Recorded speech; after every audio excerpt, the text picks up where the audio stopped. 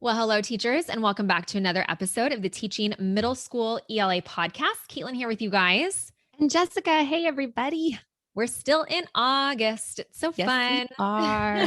Do you like August? Is that like one of your I you do do? like August. Yeah, I don't know. I think because my mom was a teacher for all Mhm. growing up. And so back to school time, like I always went in and helped her set up her Totally. classroom. And it was like that special time with my mom. And I can still remember the smells and like just the whole feeling of the classroom and getting that special time with my mom was just really cool. So I love Oh, August for that reason. I love that. And then Yeah, I bet it came full circle. And when you set up your classrooms, your mom came and helped it you. totally And did. so did my mom. Oh, Yes. that's like one of my favorite things to do. It sounds so strange, but like setting up a classroom. Yeah, there's I something love cathartic it. about it. Yes. And it's like the new and just like so many opportunities and like hope. I don't know. There's just a Yeah. lot of like good feelings around it. And my dad always used to help me paint my I remember classroom. that. Yeah. Yeah. So, Pretty and I cool. love painting. Like I've painted the whole inside of our house. Like I should have So been a painter. crafty. But yeah, we're excited about this episode. So last week we talked about 22 questions to ask yourself to thrive this school year. If you haven't listened to that, definitely go back and listen to that episode. We're really talking today too about kind of who we're being as teachers in our classroom. It's the whole motto that we have at EB Academics of be, do, thrive. Be the teacher you want to be, do great work in the classroom, and then thrive both inside, but more importantly, outside of the classroom as a person. So we'd really love for you to go back and listen to last week's episode. And if you aren't subscribed to the podcast, make sure that you subscribe because you'll get a little notification that a new episode's come out. We release a new episode every Tuesday. I don't know how to do it on like Spotify, but on iTunes, podcasts, whatever on your, what is this called? An iPhone. If you have an Yes, an iPhone, iPhone. this thing that's like super important to my life. Um, just hit subscribe and then you'll be made aware anytime a new podcast episode is released by us. So today's episode, we're going to be talking all about re-engaging your students through two different things. One, through collaboration, and two, through connection. Two Mhm. really important aspects of our classrooms that were kind of, inherently put to the wayside last year because of this situation that we were in with COVID. Right. But So I it's thought you were kind going of to say something. exciting to Sorry. I No, stopped and you're like fine. put you on the hook. It's kind of exciting to think about going into this new school year and like, what can we do to just get that spark back for our students, for ourselves? So we're going to give you some actionable ideas. And they aren't hard, right? These are very simple ideas actually to get engagement up in your classroom and get your students excited. Yeah. So the first avenue we want to explore here. Sorry? I just said, yeah. Oh, just yeah. Okay, Yeah. she agrees. The first avenue we're going to explore here is through collaboration, right? So we have to think back to last year. As much as we maybe tried to have our students collaborate, even if it was virtually, all working on a Google Doc or however we did it was still missing, right? That human interaction, or even in the classroom with social distancing and all that. It was tough. So this year, we might want to consider that our students might be craving that collaboration. And we probably missed it too, right? Group work. So we want to look at the activities we have planned for this year and ask ourselves, how can I look at it through the lens of collaboration? So, do I have a specific activity I'm going to do with my students those first few days or weeks of the school year? And can I turn it into a game, maybe? Right? A group of students playing this game? Or can the activity just be done with a partner? Maybe it's a set of questions that you're going to have your students answer. Why not have them work together, sit in little stations around the room and just discuss? If you're going to do something like that, right? Or if you're going to do another one like a Socratic seminar, consider how can you make your classroom a safe space for discussion? It was so easy on Zoom for a lot of kids to kind of tune out, right? Or not participate, or maybe just put an answer in the chat. But now that they're back in the classroom, it might be intimidating for them to have to be part of a group discussion or working with small groups. So consider how you can make your classroom an inclusive, safe place where whatever they share is appreciated and welcome. But they are craving it. They need that interaction. So again, can I turn something into a game? Can I have my students work with a partner? Can I make this classroom safe for discussion? Could I use a Socratic seminar? easy little shifts we can do for the activities we might already have planned to get our students collaborating and to get them engaged in our learning. Yeah. And what I love so much about this one is it's so simple, right? To just kind Mhm. of shift our thinking a little bit. Like, how can I do this one idea or this one concept or this one lesson through collaboration, and I think just coming from that perspective of having that question in the back of our minds as much as possible, like that's what our students really, really need right now is to be able to interact, to engage with each other, to make those connections through collaboration in your classroom. Because if we aren't kind of starting to foster that from the very beginning, we're Right. really missing a huge opportunity that our students just really need as humans.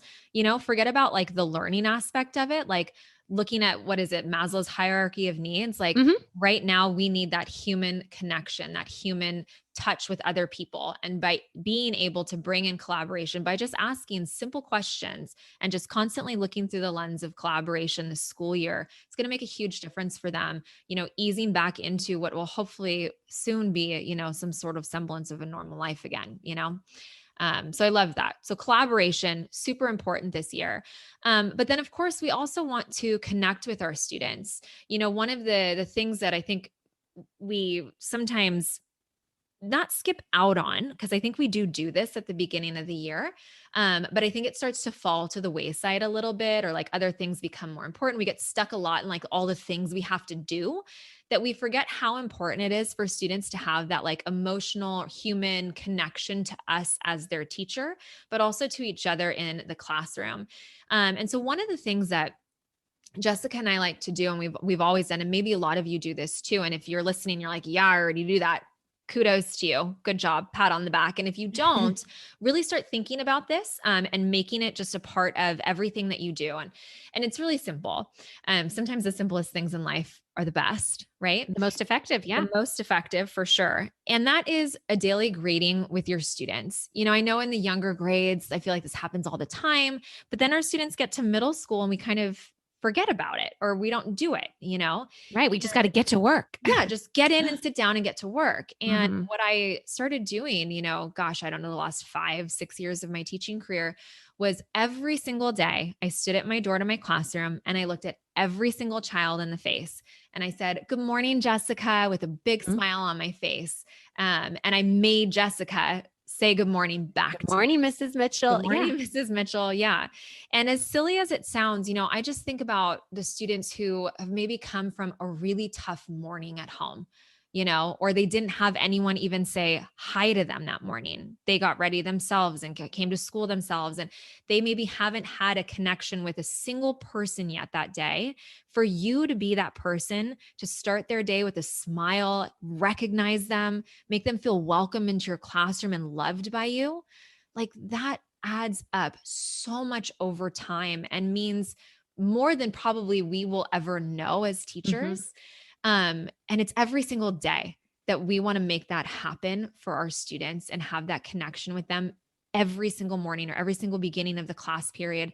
Yeah, it takes a little bit of time, but that little bit of time throughout the school year really adds up in making that student feel seen, feel heard, feel connected to you. And I think there's something that you said there, Caitlin, that's so important, right? When you did the example, you used my name, right? That's huge. There's so many studies about how our name is, central to our identity. It's our favorite sound that we hear. So just imagine a student who doesn't hear their name all day or multiple days, and you are the one person who reaches them that way. That's going to make them walk a little taller, feel a little more special. And so Mhm. we don't know the impact of that. But if we do it every single day, wow, the ripple effects Yeah. just from using their name. I love Yeah. that. And one of the other things that this leads into really nicely, one of the things that we always suggest is to use bell ringers to start your class period. So Mhm. that's what my students did. I'd say, "Good morning, Jessica," and like, smile. They come in, sit down, get their bell ringer out, turn their homework in, whatever. There were certain procedures in my classroom that they did. But then as they all got settled in and were working on their bell ringers, like that's when I'd go around and, get a little bit, make a different connection with a student. "Hey, Bobby, how are you doing this morning? You had a baseball game yesterday. How'd it Yep. go?" It's not like we're just using that bell ringer time for work. We can use that bell ringer time for those simple connections. And that brings me to just kind of one other point that I wanted to share about this is just being open to sharing a little bit more about yourself so that your students can find like random pieces to connect with you by or connect with you on, because that builds, fun relationships with our kids in a really easy way.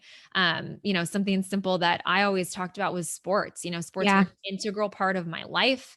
And I talked about being a basketball player, and I used basketball analogies and things like that. I wasn't a theater kid, but I did theater stuff. And so when I did have something that related to, my student who I knew was really into theater, I'd make sure to call that out and talk to Marguerite about that. You know what I mean?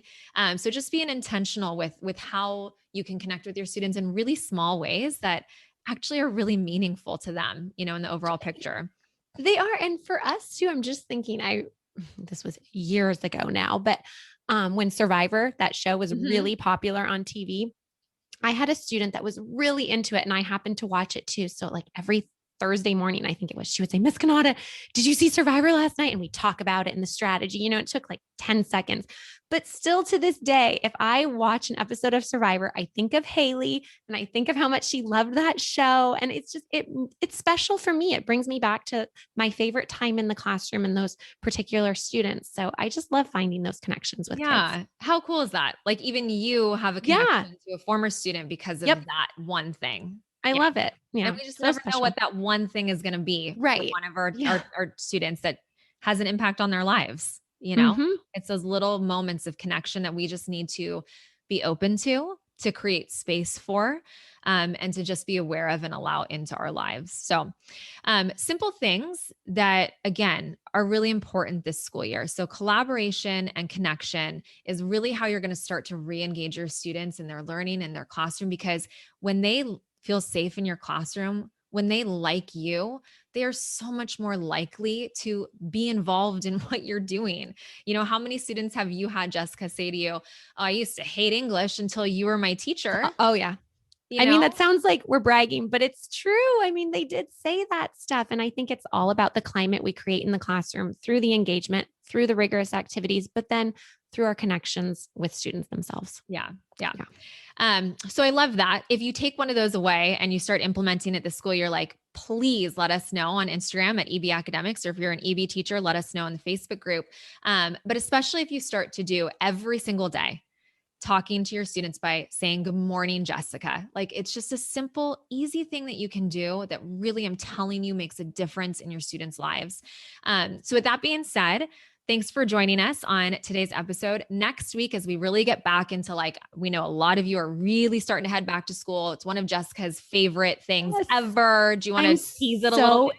Excited. I would love to tease it a little bit. I'm sharing one of my absolute favorite first day of school activities. It was one that literally students would go home and talk to their parents about, and the parents would email me and say, like, "What are you doing in the classroom that has my kid so excited? Like, tell me more." So great activity for you to try in your own classroom. Make sure you tune in next week. Awesome. Love it. All right. Thank you guys so much for joining us. And we'll see you next week on the podcast to talk about whatever that activity is that Jessica's got up her sleeve. Bye, you guys. Bye, everyone.